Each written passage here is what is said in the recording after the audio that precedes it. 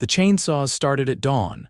I bolted upright in bed, heart pounding, thinking maybe some lunatic was tearing through trees in my backyard. I live on a 5-acre plot just outside town, mostly forest. I bought it for the peace, not for chainsaw wake-up calls. My name's Harlan Whitmore. I'm a carpenter, not a lawyer. But I built my home with my own hands, and I know every inch of these woods. So when I stepped out onto the back porch and saw neon vests swarming my forest, cutting trees like it was a demolition derby, I lost it. "What the hell are you doing?" I shouted, barefoot in the dew. One of them, a guy in his 60s with a clipboard, pointed toward the cul-de-sac entrance. "Orders from the HOA, sir. Clearing underbrush and invasive species. It's all legal." "Legal my ass," I barked. "That's white oak." "That's not underbrush," he shrugged and turned away, like it wasn't his problem. By the time I shoved on boots and jogged down my slope, they had already taken down a massive 40-year-old beech and were halfway through a cluster of pines. I stormed into the HOA office, which was just a converted ranch house at the top of the hill. And of course, there she was, Ophelia Overton, the HOA president, in all her middle-aged fury. Bleach blonde bob, pastel cardigan, and that permanent disapproving scowl. The kind of woman who probably files noise complaints on birds. "Harlan," she said, her voice thick with fake concern. "I was just about to call you. We had to act quickly. Your forest was posing a wildfire risk to the rest of the neighborhood.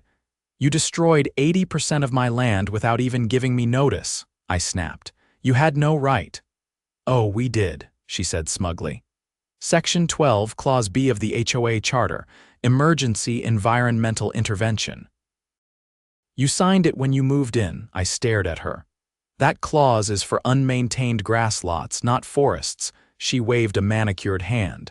"Tomato, tomato, you should have kept it cleaner. You're insane." She leaned back in her chair. "You can always file a complaint." But good luck with that. Our legal committee reviewed everything. Her legal committee was just her book club with bylaws. I stormed out fuming and drove straight to the county records office. I needed to know exactly what the HOA had control over, and that's when I found it: the smoking gun. A boundary error on the HOA's original plat map. My forest, only half of it was even within HOA jurisdiction. The rest, private, unincorporated land not subject to their rules. I felt something I hadn't in a while: cold, calculated anger. They thought I'd roll over. They had no idea who I was. I didn't sleep that night. The wind outside sounded wrong without the trees. Hollow, like something vital had been scooped out of the land.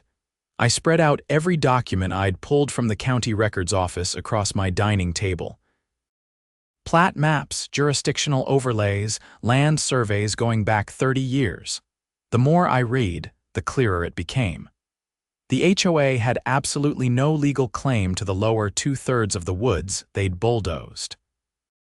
They'd crossed into unincorporated county land without a permit, without notice, and without any right. By mid-morning, I had compiled enough evidence to make a solid case, but I needed someone who could help me turn this into something actionable. That's when I called my cousin, Janelle. Environmental law wasn't her specialty. She worked white-collar crime in the state attorney's office. But I knew her well enough to recognize the edge in her voice when she heard the details. "You're telling me they cleared native hardwoods on private land without a permit? And without a surveyor? There's no updated boundary line in their files. They used a decades-old map and didn't even check the county's GIS system." "That's criminal trespass at minimum," she said. "But if they sold the wood or awarded a contract without disclosure, you might be looking at procurement fraud." I hadn't even thought of that. I grabbed my keys and drove straight to where the cut logs had been stacked. They were gone. But the stumps were fresh enough that I could follow the mud tracks through the rear access road. It ended in a gravel lot behind a local lumber yard. The manager, a guy named Rick with a thick beard and a nervous tick, looked up from his clipboard when I approached. "You the guy from Cold Creek Estates?" he asked. "Depends. Did someone from that HOA sell you a bunch of hardwood timber without a bill of origin?" He blinked. "You need to talk to my boss," he said. 10 minutes later, I was in a side office with Rick's supervisor, a man named Don Avery. He didn't mince words once he saw the documents I laid on his desk. We paid $16,000 for that load, delivered by a contractor named Onyx Site Solutions. This the land you're saying they took it from? I pointed to the parcel on the county map. That's my land. You bought stolen timber. Don leaned back, face pale. We'll cooperate fully. I'll pull the invoice and delivery logs. If this blows up, I don't want my business caught in the fallout. By the time I left, I had copies of receipts, contractor names, and a paper trail that directly linked Ophelia Overton to the operation. The contract had her signature. I sent everything to Janelle. Within 48 hours, she looped in a prosecutor from the Environmental Crimes Division, and they secured a warrant for financial records from the HOA's operating account. What they found next exploded the whole thing wide open. The HOA had funneled payments through a shell company, Green Horizons Management, which was actually registered to Ophelia's son-in-law. They'd fabricated maintenance logs claiming the underbrush clearing was necessary for fire safety, then sold the timber and split the profits. This wasn't just overreach. This was conspiracy, environmental destruction, and fraud on a level that could get someone serious prison time. The sheriff's department didn't wait. They executed a search warrant on the HOA office that Friday. I stood across the street, arms folded, as deputies carried out boxes of documents, hard drives, and even a safe. Ophelia showed up in a pearl necklace and sunglasses, trying to act like it was all a misunderstanding. "You're making a mistake," she told the lead investigator. "This is all being taken out of context." He didn't even look at her. "You'll have a chance to explain that to the judge." They cuffed her right there on the sidewalk. The rest of the neighborhood gathered within minutes, phones out, whispers spreading like wildfire. "She's being arrested." "For what?" "Wait, is this about Harlan's Woods?" I didn't say a word. I didn't have to. Over the next 2 weeks, the fallout was brutal. The local news ran the story as a headline. HOA president arrested in timber fraud scheme. Interviews followed. The prosecutor gave a statement outlining the charges: grand theft, environmental violations, falsification of records, and conspiracy to defraud. More damning still, Ophelia had submitted falsified invoices to the HOA board to cover the money trail. But 2 board members flipped fast, offering testimony in exchange for immunity. Turns out, this wasn't the first time she'd used HOA funds for personal gain. She'd approved inflated contractor bids for landscaping, security patrols that never existed, and even billed the HOA to pay for a community consultant that turned out to be her niece. The trial moved fast. With the evidence so thoroughly documented and the witnesses flipping, the jury took less than a day to reach a verdict: guilty on all counts. 25 years, no parole for the first 15. The judge didn't hold back. He called it a stunning abuse of community trust fueled by greed and arrogance. I didn't go to the sentencing to gloat. I went because I wanted to see her face when the gavel came down. She didn't cry. She didn't apologize. She just stared straight ahead like the world had betrayed her. It hadn't. It had finally noticed. In the months that followed, the state appointed a temporary administrator to oversee the HOA. Most of the board resigned. The new leadership voted to dissolve the organization entirely and transition to a voluntary neighborhood association with no enforcement authority. Residents started showing up at my place with pies, firewood, even help repairing the damage to the land. One retired guy brought a drone and helped me map out a reforestation plan. I planted saplings, built new fencing, put up trail cameras not just for security but to document the return of wildlife. I didn't get my forest back, not yet. But I got something else: a neighborhood that saw through the lies, and a future where no one like Ophelia would ever hold power again. Justice didn't just come for her. It came for all the people who thought they could carve up someone else's land and get away with it. The first rain came 3 days after the sentencing. cold, steady, and unrelenting. I stood out on the upper slope, water trickling down my collar, watching the runoff carve shallow channels through the bare earth where the trees had once stood. It was the kind of erosion I'd warned about back when Ophelia's hired crews were hacking through the roots with zero regard for slope stability. I didn't bother covering up. Let it soak. There was nothing left to protect anymore, just stumps, exposed soil, and a tangle of felled limbs they hadn't bothered to haul off. The ground felt wrong, like a wound that hadn't scabbed yet. "You're gonna need a hydrologist," came a voice from behind me. I turned. It was Benji Tran, the county's stormwater compliance officer. Late 30s, rail thin, with a clipboard tucked under one arm and his jeans already caked in mud. "Looks like the slope's starting to slough. You've got a subterranean spring feeding into that low basin. Without roots to anchor it, it's gonna slide.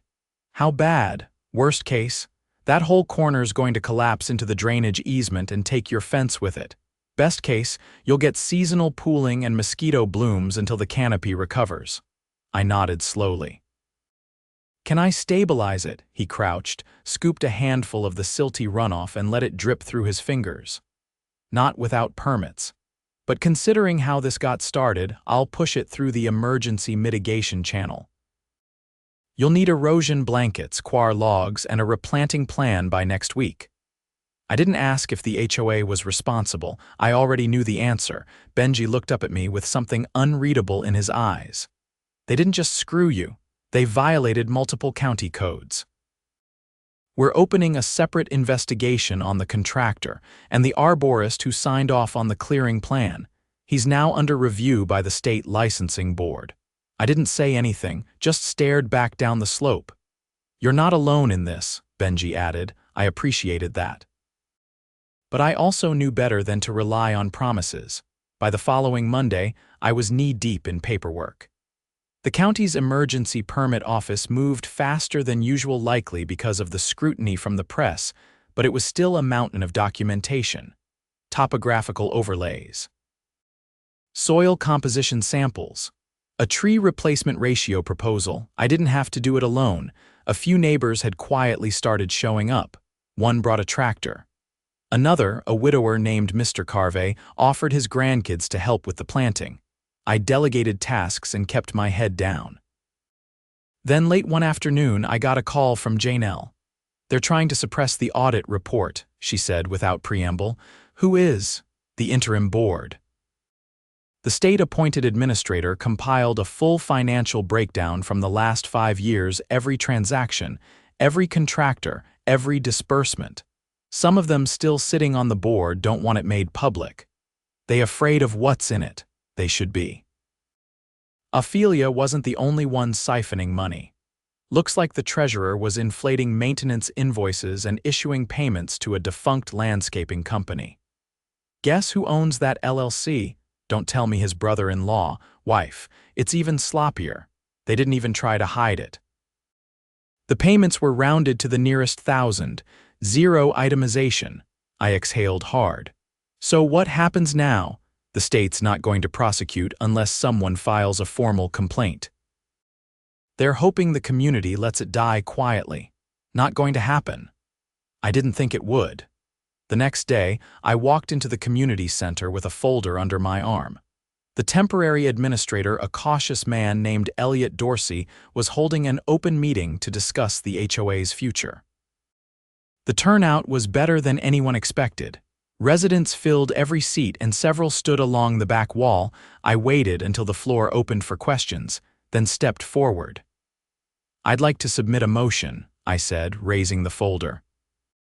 "To release the full audit report to the public and initiate a forensic review of all prior board transactions." Elliot hesitated. "Mr. Whitmore, this meeting is for discussion only. Motions can be submitted in writing." "I already did," I said, placing the folder on the table. "But if you need public support, I brought that too." I turned to the crowd. "Anyone here want to know where your dues actually went for the last 5 years? Hands shot up like it was a fire drill. Elliot looked overwhelmed. One of the remaining board members, a wiry man named Glenn Rourke, stood abruptly. "This is a witch hunt," he snapped. "The woman responsible is already in prison. What more do you want? Accountability," someone shouted from the back. "Transparency," said another.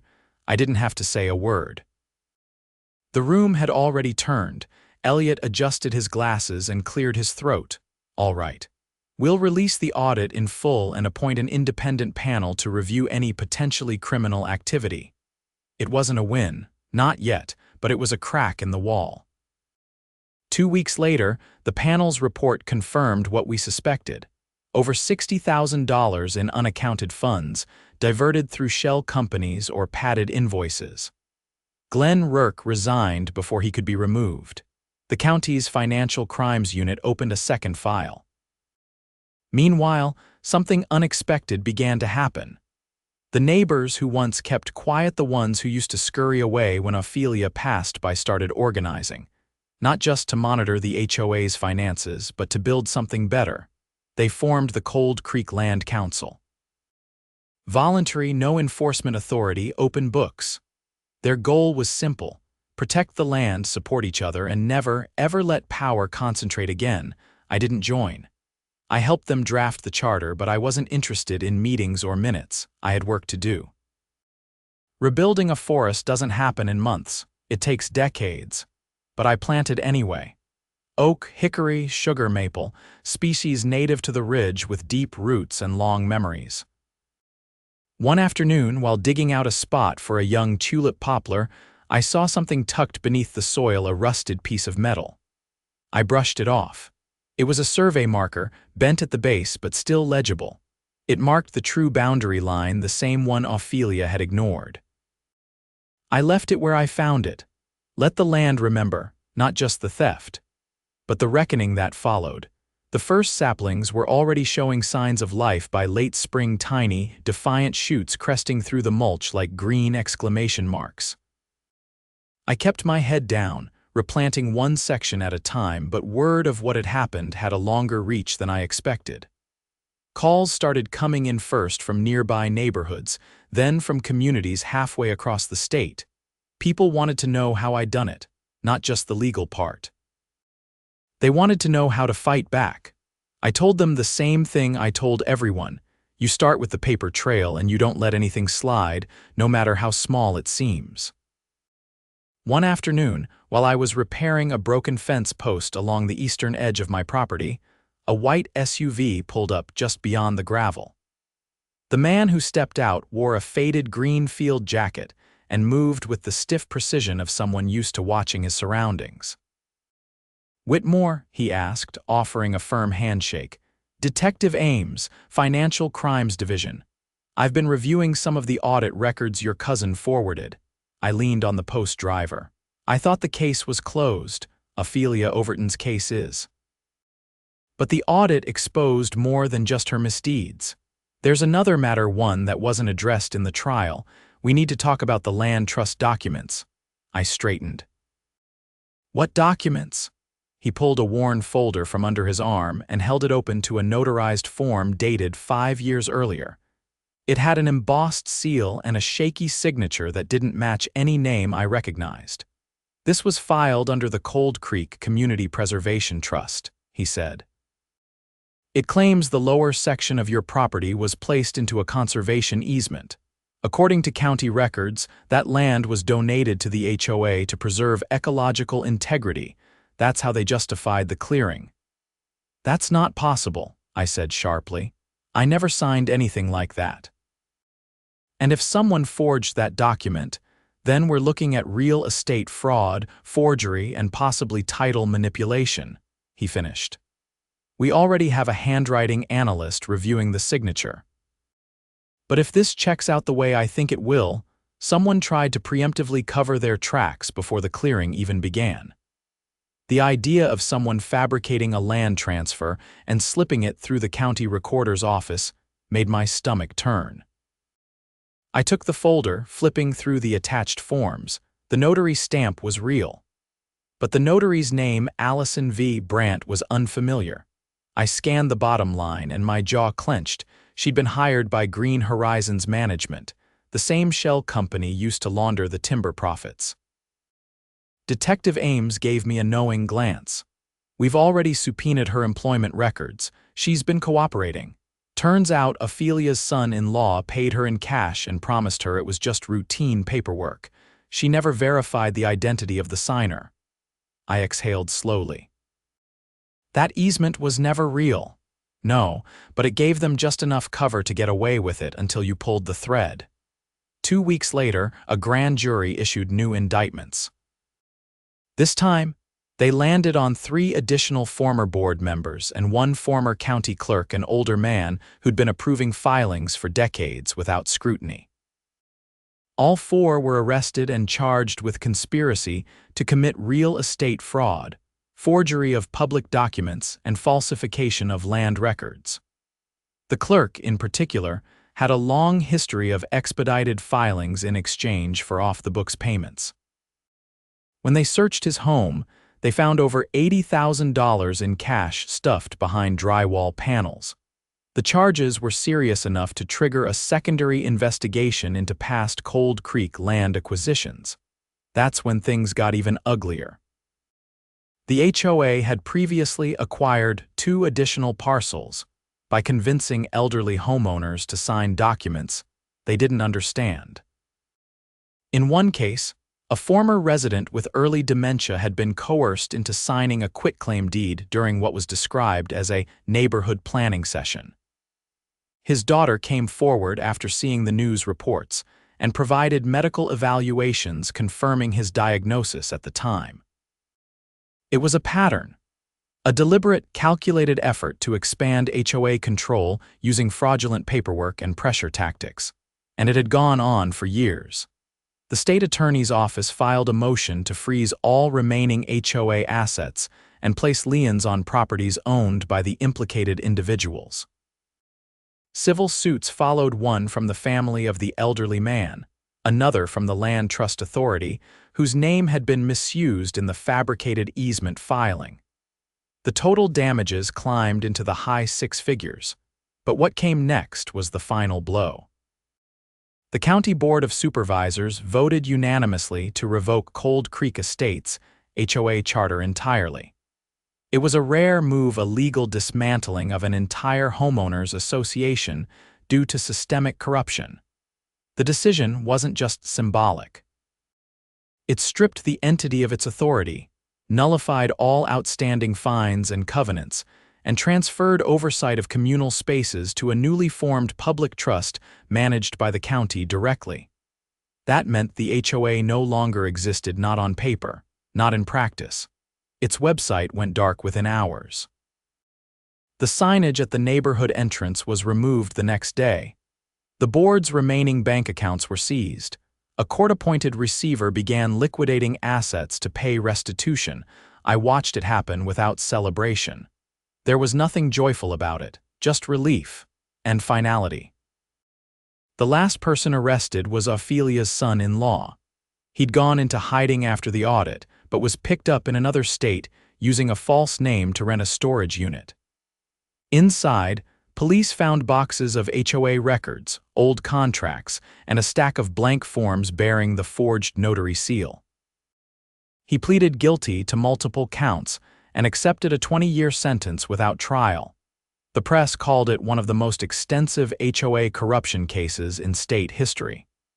They interviewed residents, experts, and even victims from other neighborhoods who recognized the same tactics. But I declined every request for comment. I didn't need to speak. The trees were starting to speak for themselves. By midsummer, the slope had stabilized. The quar logs held firm and the saplings were gaining height faster than expected. A pair of foxes had returned to the ridge, and I spotted a barred owl perched on a branch near dusk one evening. Life, stubborn as ever, was reclaiming the wounds. One morning I found a package on my porch. No return address.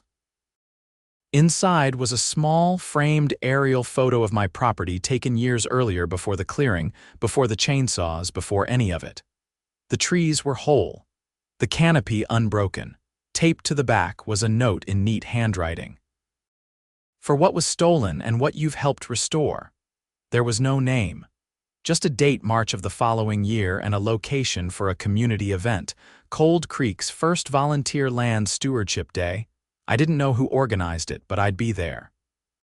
Because what mattered now wasn't just what had been taken, it was how we'd taken it back.